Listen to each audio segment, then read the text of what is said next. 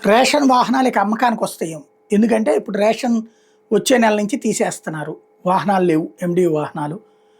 వాటికి సంబంధించి వీళ్ళు ఒక అద్భుతమైన ఆఫర్ ఇచ్చారట. అవి వివిధ కార్పొరేషన్లు, BC corporation, SC corporation, ST corporation ఇట్లాంటి వాటి ద్వారా తీసుకుని ఇచ్చారు. 70 నెలల అగ్రిమెంట్ రాసిచ్చారు. ఆ 70 నెలల పాటు డబ్బులు ఆ కార్పొరేషన్లే గడుతుంటాయి. వీళ్ళకి నెలకో 25,000 డబ్బులు వస్తూ ఉన్నాయి, నడిచిపోతుంది, వీళ్ళ జీవితం వాళ్ళకి గడిచిపోతుంది. ఇప్పుడు ఆ వెహికల్స్ వీళ్ళ పేరు రిజిస్ట్రేషన్ చేసేస్తారట ఫ్రీగా. ఫ్రీగా చేసేయమని చెప్పి ప్రభుత్వం ఆదేశించిందంట.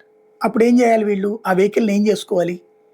రేషన్కే పనికొస్తాయి, లేదా సరుకు రవాణాకి పనికొస్తాయి. ఇదేమో పెద్ద లారీ కాదు, అలాగని చిన్న ఆటో కాదు.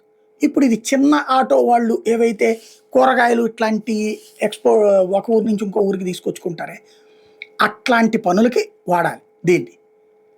అదే సందర్భంలో లేదు అంటే ఇది మీడియం సైజ్ అనాలి. మరి మినీ ఆటో కాకుండా, పెద్ద లారీ కాకుండా మీడియం సైజులో ఉంది.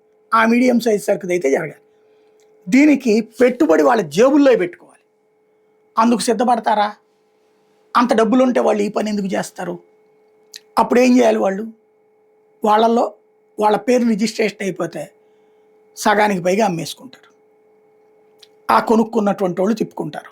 రాబోయే రోజుల్లో జరిగేది ఇదే.